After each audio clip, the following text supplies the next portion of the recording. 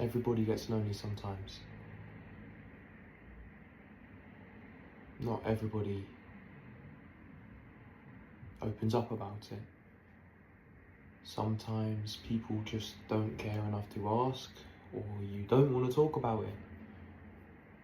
No one deserves to be alone. No one deserves to feel unappreciated, unloved, unwanted. We all get lonely sometimes, but we don't always have someone to turn to. How could they possibly understand?